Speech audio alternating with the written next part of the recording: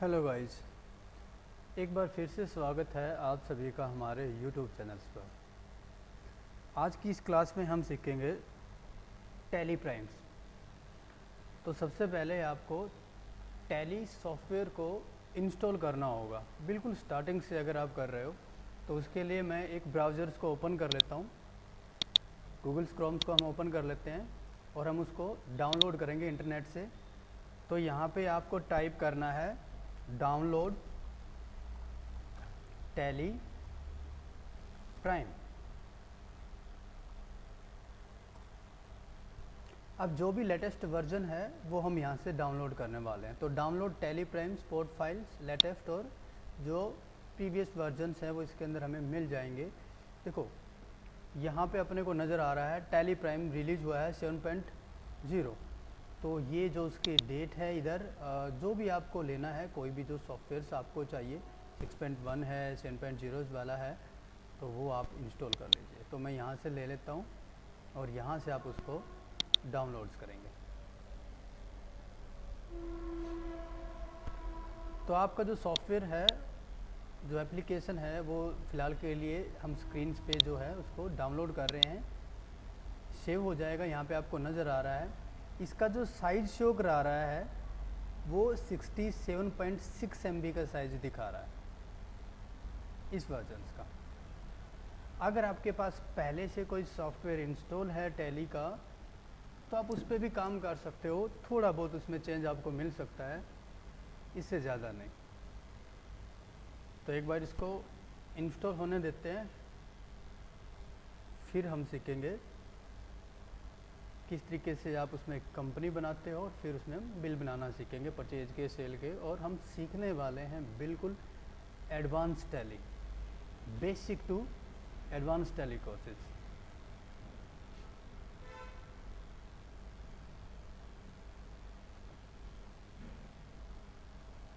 तो कुछ टाइम और लेने वाला है अभी।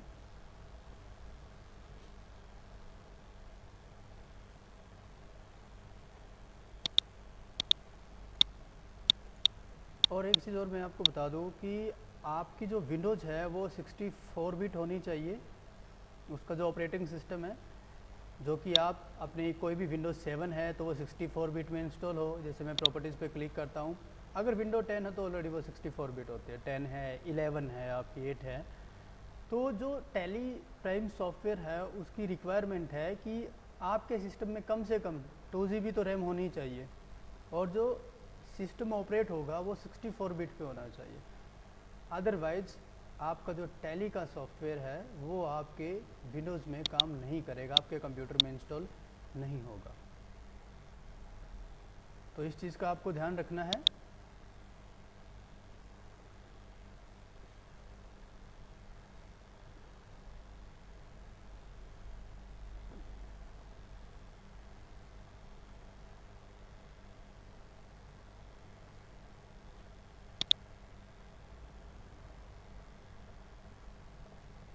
देखिए बहुत सारे आपको इसके ना अंदर वर्जन मिल जाएंगे। पहले टैली ERP होती थी हमारे यहाँ पे, सब नज़र आ रहा है। ये देखिए काफ़ी पुराने हैं, टैली 4.5 है और उसके बाद इसी को अपडेट करके प्राइम में कन्वर्ट किया गया।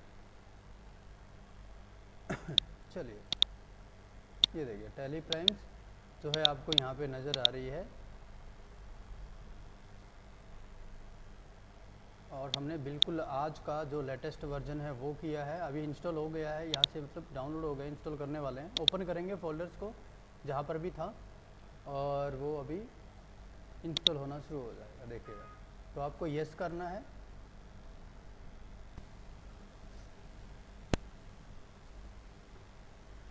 ये रहा अपना सेटअप, बाहर डेस्कटॉप पे आया था।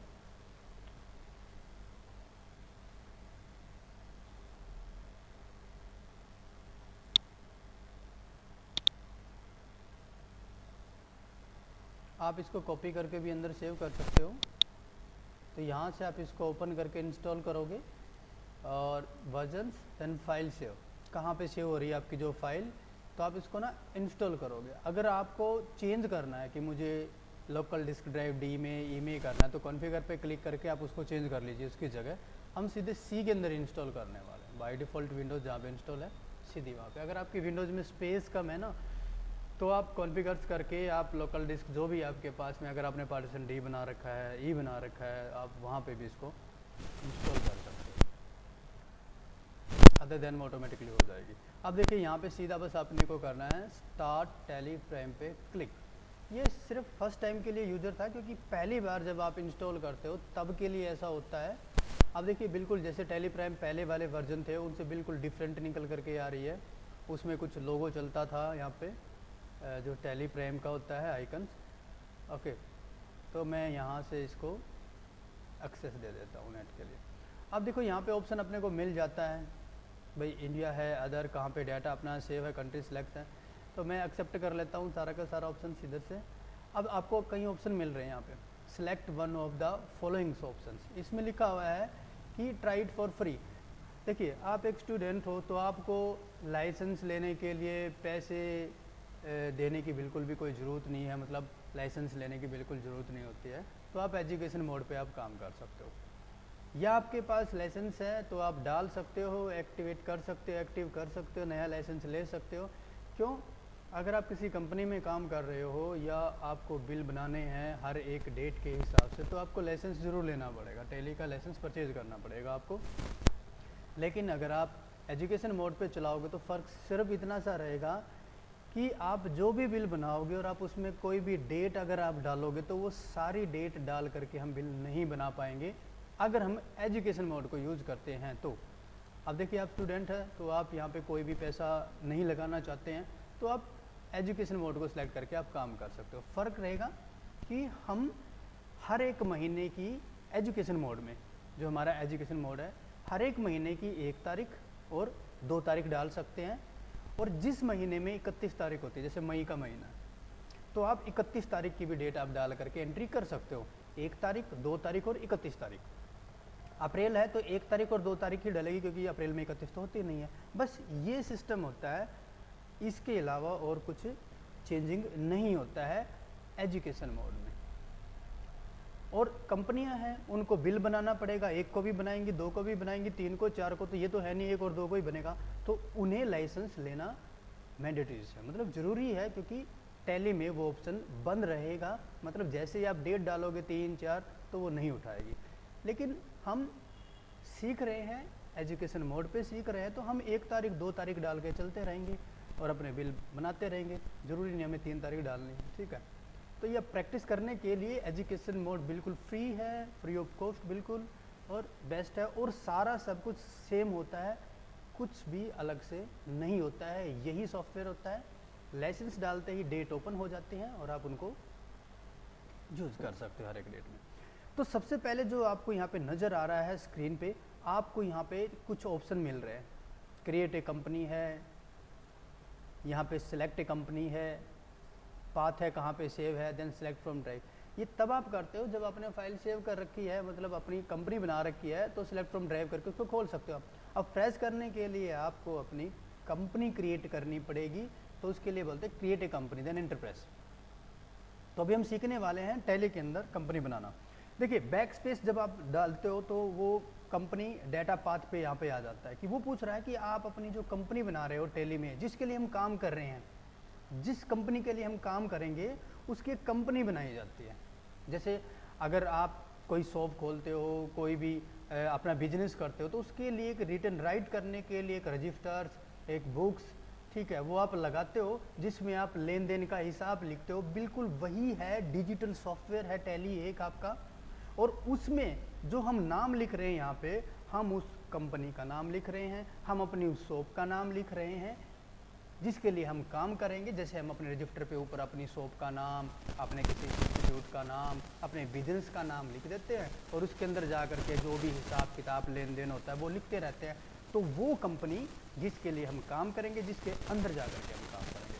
तो ये कह रहा है कहाँ सेव करनी है आपको, मुझे तो डेस्कटॉप पे करनी है, तो आप यहाँ से सिलेक्ट फ्रॉम ड्राइव पे आओगे। देखो आप ना माउस का यूज़ कम से कम कर सकते हो, मैं समझाने के लिए आपको कर्सर के साथ दिखा रहा हूँ कि आपको कहाँ जाना है।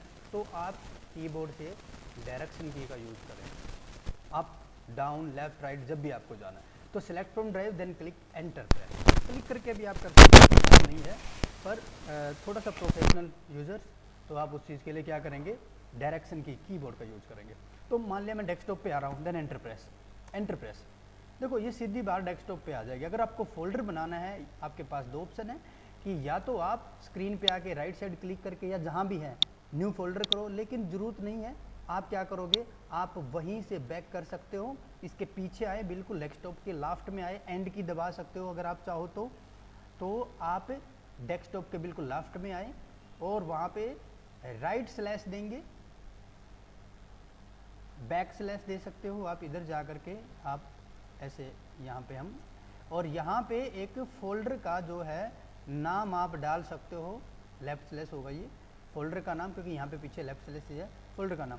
जैसे आपने यहाँ पे कोई भी नाम डाला, मान लिया मैंने कोई नाम दे दिया, अमन दे दिया, या मैं सपोज करो अपना ही नाम डाल लेते हैं हम, GSS हमने डाल दिया, इस नाम का एक फोल्डर बार बन जाएगा। Then is enter, then enter. अब देखिए ये एंटर।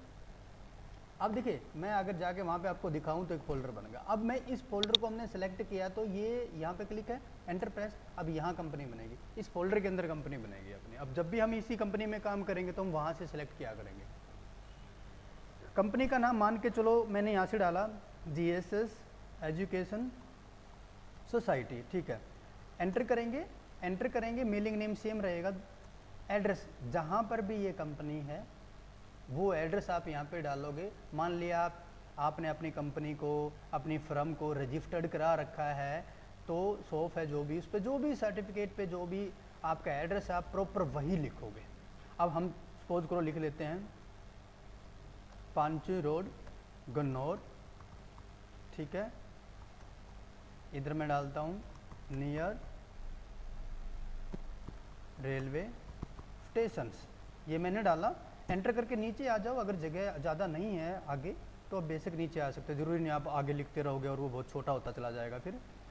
और यहाँ से मैं डाल लेता हूँ भाई पिन नंबर,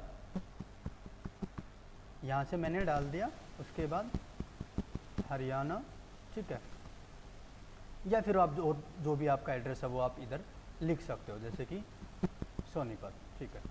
अब नीचे आएंगे, एंटर करेंगे, खाली जगह पे जैसे ही आते हो और एंटर दबाते हो अपने आप आगे पहुंच जाते हो आप। अब स्टेट हरियाणा, देखो स्टेट मायने रखेगा, एक स्टेट से दूसरे स्टेट वाले के साथ हम कंपेयर करेंगे, जब हम परचेज और सेल करेंगे तभी जा करके डिसाइड होता है कि कैसा टैक्स लगेगा। GST में SGST CGST अपने स्टेट के अंदर लगता है, और अगर हम स्टेट से बाहर डील करते हैं, माल बेचते हैं या खरीदते हैं और माल पे टैक्स है, तो फिर वो लगता है IGST अपना।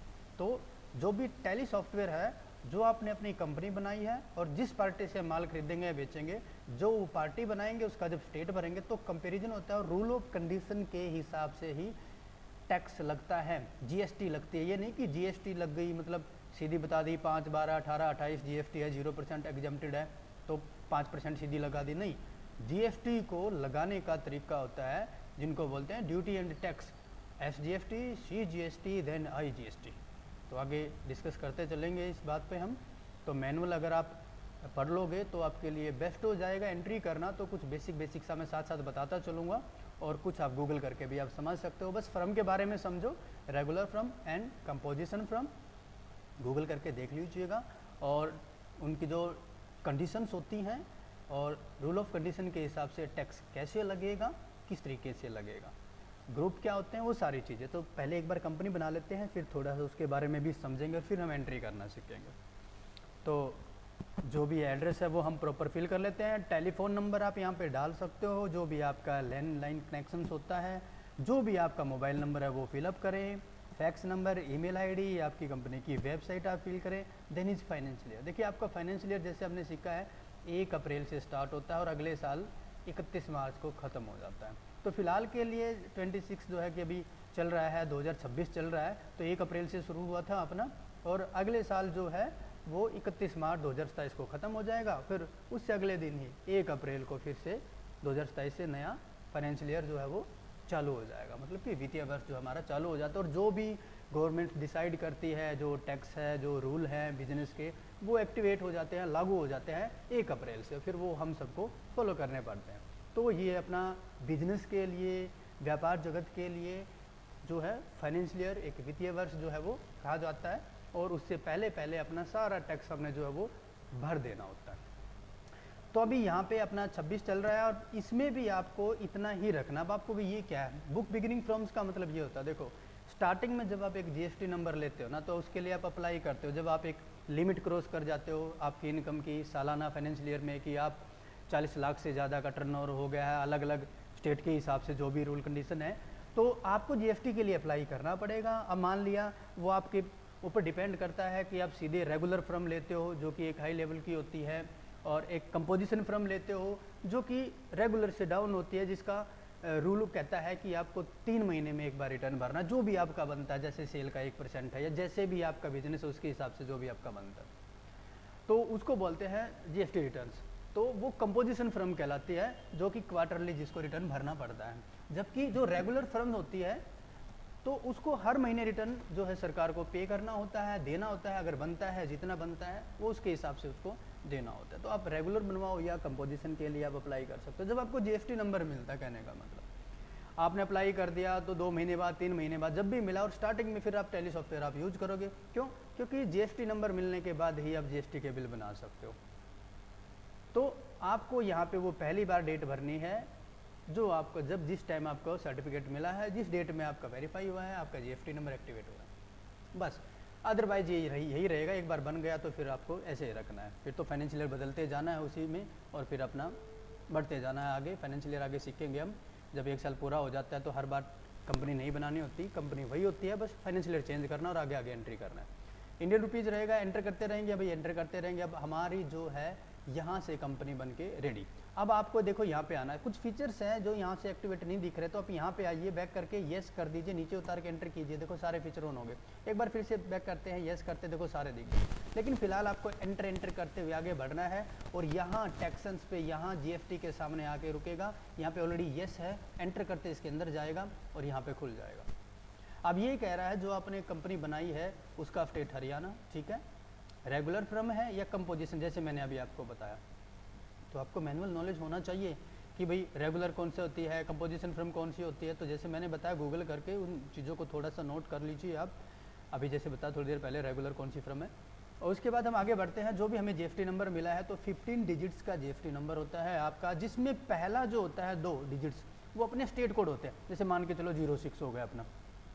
उसके बाद 10 डिजिट्स जो होते हैं वो आपका पैन नंबर होता है, जो आपने फर्म बनाई है ना, उसका बैंक अकाउंट भी खुलता है, पहले रजिस्टर्ड करानी पड़ती है, उसके बाद आप जीएसटी के लिए अप्लाई करते हो। तो पहले जब आप रजिस्ट्रेशन कराते हैं ना, कहते हैं कि रजिस्टर्ड है भाई सरकार से हमारी, तो हरियाणा सरकार है, पंजाब है, या कोई भी आपका राज्य है, स्टेट है मतलब, तो वहाँ से आपको पहले अपनी फर्म को रजिस्टर्ड कराना पड़ता है। चाहे आप एक शॉप खोलते हो, इंस्टीट्यूट खोलते हो, स्कूल खोलते हो, एक बार उसको रजिस्टर्ड कराएंगे, फिर लिमिट जैसे ही होती है आपकी इनकम की, फिर आप जीएसटी नंबर के लिए अप्लाई करते हो, तो उसका पैन नंबर भी बनता है, बैंक में खाता भी खुलता है। तो आपने उसका जब रजिस्ट्रेशन के लिए दिया होगा, तो जो भी पैन नंबर है अपना, तो जीएसटी में भी लगता है, अप्लाई होता है। तो वो क्या करेंगे, जीएसटी डिपार्टमेंट आपका जब जीएसटी नंबर देंगे तो आपकी फर्म का पैन नंबर वो यहाँ पे बीच में आएगा, मान के चलो ये है, जो भी है, इन पेन में से कोई भी एक नंबर, बाय डिफ़ॉल्ट जेड जरूर मिलेगा, और उन पे से अल्फ़ाबेटिकली कोई भी एक नंबर। तो कहने का मतलब आपको कंप्लीट 15 डिजिट्स का एक जीएसटी नंबर मिलेगा, तो वो यहाँ पे आपको डालना जो आपके सर्टिफिकेट पर है, जो आपने जीएसटी के लिए अप्लाई किया था।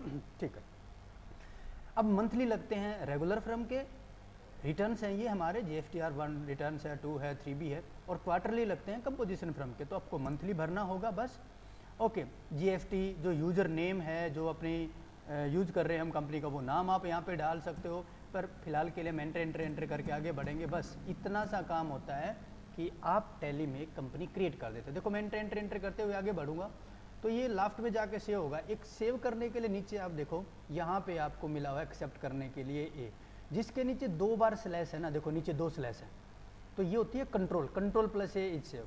और जिनके नीचे सिंगल स्लैश है ना, जैसे कि ऊपर जेड हो गया, वाई हो गया, के हो गया, नीचे सिंगल स्लैश है, ये होता है अल्ट के साथ K, alt plus K, this is short key, समझ गए ना। तो alt plus K, alt plus Y, alt plus Z. तो यहाँ पे कंट्रोल प्लस है।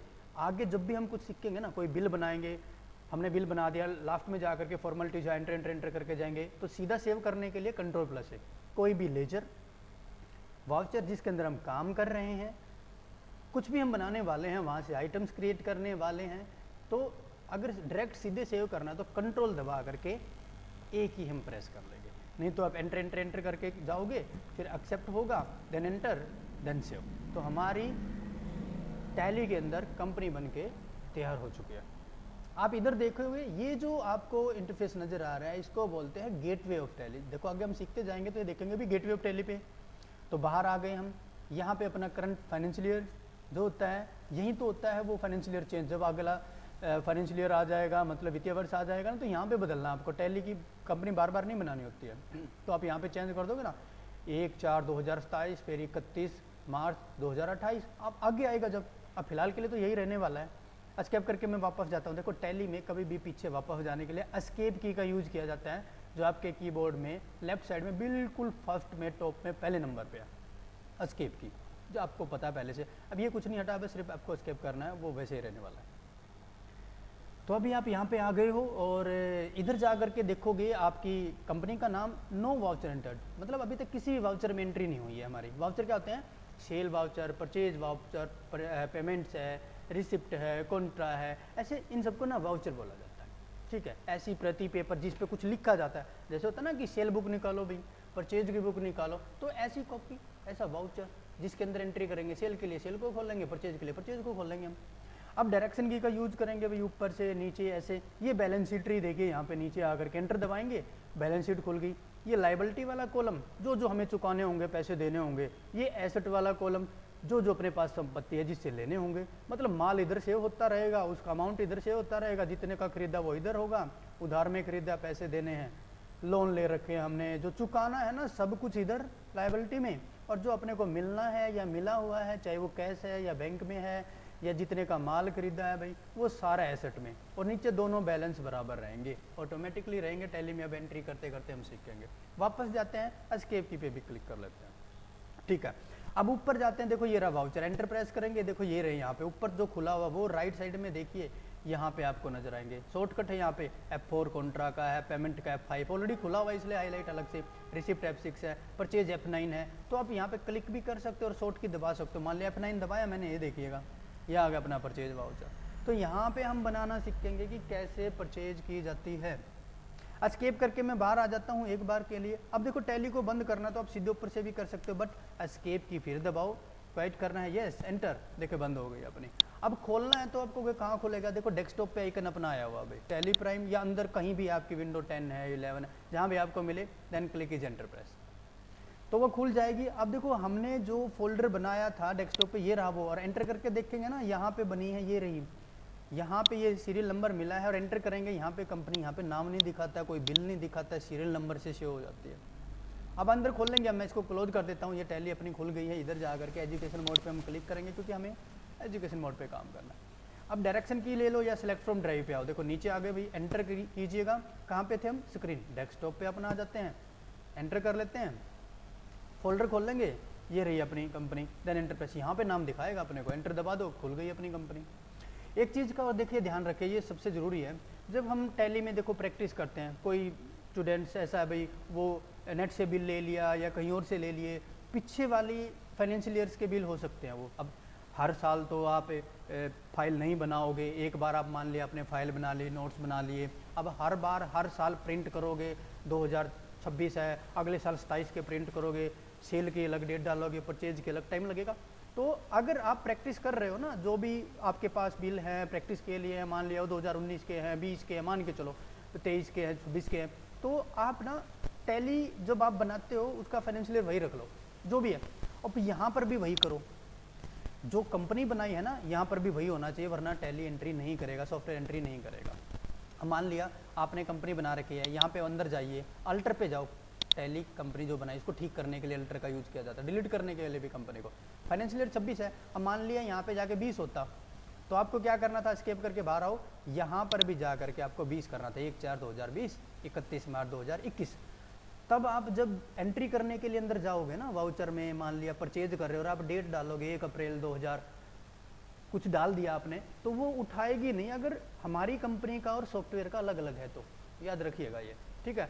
तो प्रैक्टिस करने के लिए अगर पीछे बिल हैं तो आप दोनों में एक रख के करें, अदरवाइज तो हम मैन कंपनी में काम करते तो दोनों का एक ऑलरेडी होता, हम पीछे कहाँ जाते हैं, आगे आगे बढ़ते चले जाते हैं। तो कंपनी खोलनी आ गई है, टैली के अंदर टैली को इंस्टॉल करना सीख लिया है, फाइल बनानी सीख ली हमने यहाँ से जा कर के। अब मैं मान के चलो इस टैली के अंदर जो हमने कंपनी बनाई इसको डिलीट करूँ तो 2 ऑप्शन है। एक तो ये कि भाई फोल्डर में जहाँ पे सेव है हमारी, यहाँ से इनको सीधा डिलीट मार दो, इसको ही मार दो, कंपनी ऑलरेडी डिलीट हो जाएगी। और दूसरा, अगर आपको वे कि नहीं अंदर से करके दिखाइए, तो उसके लिए अपने पास क्या ऑप्शन है, आपको अल्ट प्लस के यहाँ जाना है, अल्टर पे आना है, यहाँ जाना है, और यहाँ से आपको अल्ट दबा के ALT कीबोर्ड से अल्ट दबा के D बटन दबा देना, D अल्ट के साथ D। ये कह रहा है डिलीट करना है, यस, या तो एंटर दबा दो, सीधी डिलीट हो जाएगी। एस्केप करके मैं वापस आता हूँ। एक चीज़ और बता दूँ मैं शॉर्टकट थोड़े से, जो आपको सामने से कलर नज़र आ रहा है ना, जिसका भी लेटर कलर में है वो शॉर्टकट है। देखो मुझे वाउचर पे आना, मैं नीचे आके एंटर दबाता हूँ, लेकिन देखो वाउचर का जो कलर है ना, V का कलर वो ब्लू कलर में नज़र आ रहा है। आगे चेंज हो जाएगा, हो सकता है नेक्स्ट आने वाले टाइम में कुछ और कलर आ जाएगा। इससे पहले टैली ERP में कुछ और कलर था, तो जो कलर है ना, अगर मैं उस की को दबाऊँ ना, जैसे मैंने V को दबाया तो वाउचर डायरेक्ट खुल गया, ये देखो वाउचर डायरेक्ट खुल गया अपना। ऐसे ही सबका ना जो है अलग अलग कलर है, किसी का बीच वाला लेटर है कहीं पे इधर उधर, किसी का सेकंड लेटर है, थर्ड लेटर हो सकता है। जैसे बैंकिंग में तीसरे वाला लेटर है N है, कलर में है तो N दबाते ही बैंकिंग खुलेगा। बैलेंस शीट के लिए B दबाते हैं, बैलेंस शीट खुलेगी। और बिल सेव कहाँ होते हैं, परचेज सेल के, देखो नीचे आएंगे, display more, report shortcut is D, enterprise, और अकाउंट बुक खाता बुक A, तो DA, और परचेज के लिए परचेज का रजिस्टर P, DAP, बाहर से ही दबा दो DAP, डायरेक्ट यहाँ आ जाएंगे। और सेल के लिए DAS, ठीक है। अंदर क्लिक करेंगे ना तो वो फाइनेंशियल ईयर से स्टार्ट हो गया, अप्रैल से शुरू होता है ना फाइनेंशियल ईयर, तो यहाँ तक मार्च तक, तो अप्रैल के जितने भी बिल है ना इसके अंदर मिलेंगे सारे अपने को। यहाँ से प्रिंट भी कर सकते हैं, ठीक भी कर सकते हैं, सारा काम। एस्केप करके मैं बाहर आ जाता हूँ। ये सारी चीज़ें हम सीखेंगे। तो आज के लिए टैली में हमने सीखा भी एक कंपनी कैसे बनाते हैं, ठीक है। अभी मैं डिलीट करके भी बता दूं साथ साथ आपको, ताकि पता लग जाए कि वो रहेगा था। अल्ट के साथ के बटन, और ठीक भी कर सकते हो, अल्टर पे जाओ, दोनों काम यहाँ से है। मान लिया कोई नाम गलत हो गया भाई, इसके पीछे आ जाना, बिल्कुल लास्ट में आप आइए, और उसके बाद मान लिया मैं यहाँ पे डालना चाहता हूँ, मान लिया मैंने हरियाणा पहले लिख दिया, मैं बैक बैक बैक बैक करता हूँ, इधर से जा करके मैं लिखता हूँ यहाँ से इधर जा करके सोनीपत, देन कोमा हरियाणा, ये डाला, देन इज इंडिया। हालांकि नीचे स्टेट है, ऐसी बात नहीं है, फिर नीचे कंट्री भी है, पर आप एड्रेस में जो भी भरना चाहो, क्योंकि प्रिंट में एड्रेस यही आने वाला, जब हम सेल करेंगे तो अपना यही प्रिंट में जाएगा, याद रखना, सामने वाली पार्टी को जब देंगे। देन एंटर, तो ठीक भी कर सकते हो। अब मान लिया मैंने डिलीट करना, अब ठीक करना ना, तो एंटर एंटर एंटर एंटर करके आप बाहर निकल सकते हो, या कंट्रोल A करके डायरेक्ट आप बाहर आओगे, ये सेव हो गया, ठीक है। अब अगर मान लिया कंपनी को डिलीट करना है, अल्ट प्लस के, ठीक है, अल्टर, एंटरप्रेस, अल्ट के साथ D, एंटरप्रेस, डिलीट, एंटर फिर से एक बार, तो हमारी कंपनी डिलीट। एक बार दिखा भी दूँ मैं अंदर से, यहाँ से फोल्डर, ये देखिए वो जो फोल्डर का सीरियल नंबर के साथ जो फोल्डर था वो डिलीट हो गया। अब वो पहला जो फोल्डर है ना एजुकेशन मोड में, वो 1 लाख सीरियल नंबर से बनता है, फिर 1 लाख 1, 1 लाख 2, एक ही फोल्डर में। अगर बाहर बनाओगे फिर से 1 लाख नया अलग से नए से बनाओगे। तो ये तो इसलिए है क्योंकि एजुकेशन मोड है प्रॉपर, लाइसेंस होने के बाद तो फिर वो सीधा सीरीज से बनता चला जाएगा फर्स्ट से ही। तो अभी हम यहाँ पे हैं, यहाँ पे जा कर के, ठीक है, टैली में। अभी से मैं बाहर आ जाता हूँ। तो नेक्स्ट टाइम हम सीखेंगे अपनी टैलीज के अंदर परचेज करना। तो सीरीज वाइज चलते जाएंगे और सबसे आसान तरीके से हम सीखेंगे। बिल्कुल रूल भी साथ साथ मैं बताता जाऊंगा कि कैसे GST लगाएंगे, क्यों लगाएंगे, यहाँ पे ग्रुप क्यों डाल रहे हैं, सन्ड्री डेब्टर कौन है, सन्ड्री क्रेडिटर कौन है। बाकी अगर आप अकाउंट सीख रहे हो, देखो मैनुअल नॉलेज तो बेसिकली हो ही जाता है सबको, क्योंकि ये हाई लेवल का सॉफ्टवेयर हो जाता है अपना। और आप गूगल करके थोड़ा बहुत इन्फॉर्मेशन अगर आप लेते रहोगे तो अपडेट से रहोगे तो थोड़ा आसान हो जाएगा एंट्री करना। बाकी मैं आपको बताता रहूँगा, ठीक है। तो तब तक के लिए वेट करना है। नमस्कार।